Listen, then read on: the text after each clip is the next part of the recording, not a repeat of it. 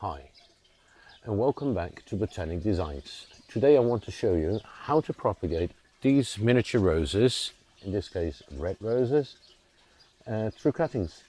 It's a very simple process. You have something like 70 to 80% success. You only need a little bit of patience.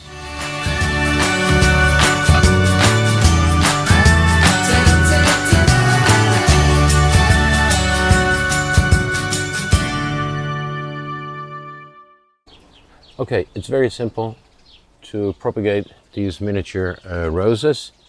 And what do we need? First of all, I need a few pots. I need perlite. I love to use perlite because it keeps the substrate sterile.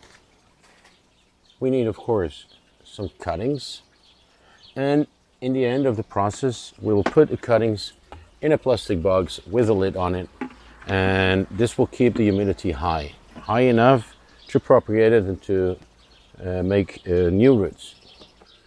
When making the cuttings of these miniature roses, I like to put 3 to 4 of these cuttings in one of the pots. So, and how are we going to cut these cuttings? Well, first of all, we're going to have a look which part we would like to use.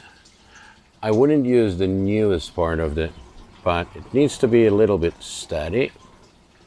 And then I cut it over here beneath a knot. You can see over here a knot, and cut it something like half an inch or a centimeter below the knot.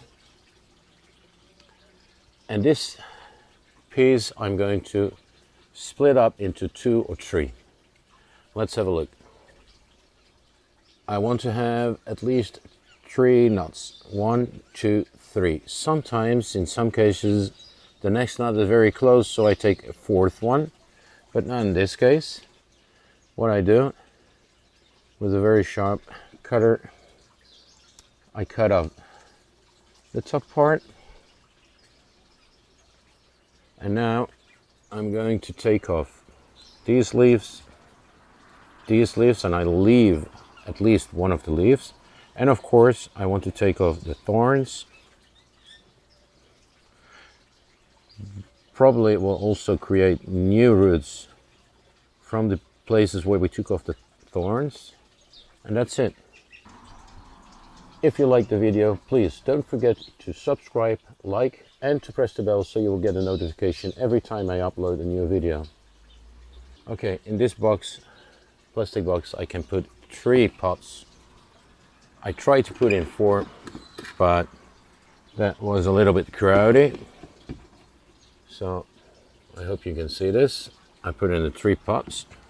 Now we have to put in the perlite, and in order to stop the perlite from falling through the holes in the pot, I'm going to use a little bit of toilet paper or kitchen towel, whatever you have.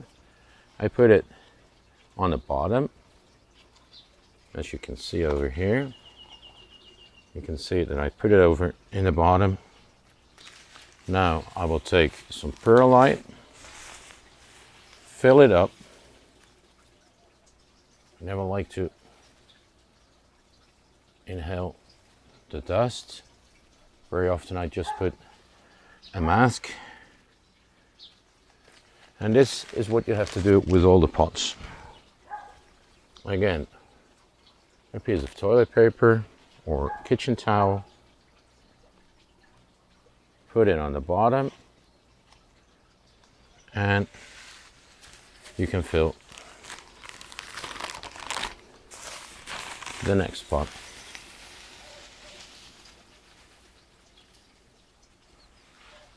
So the next stage is very simple. We take the pot with the perlite, the cuttings, and we put in the cuttings. I try to put it down as far as possible in order to try to cover all the knots of which we took off the leaves, because those are the places in which the rose will make some new roots.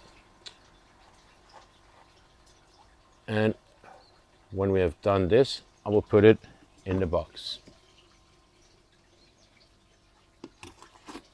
Some people like to use rooting hormone.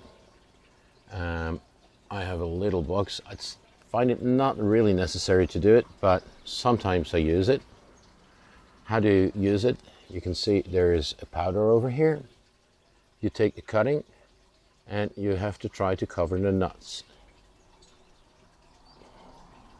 I put it over in here and I take off all the extra cutting hormone, and you have to try to get only a little coverage.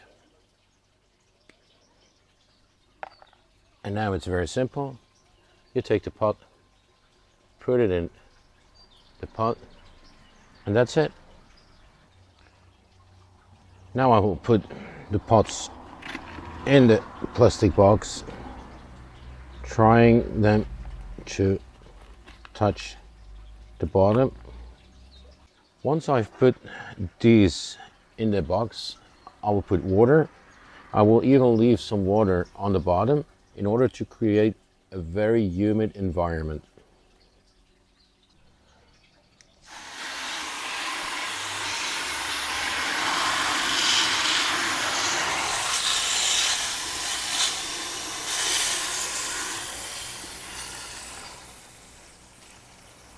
Of course, I also put water on the perlite. I want it to be wet.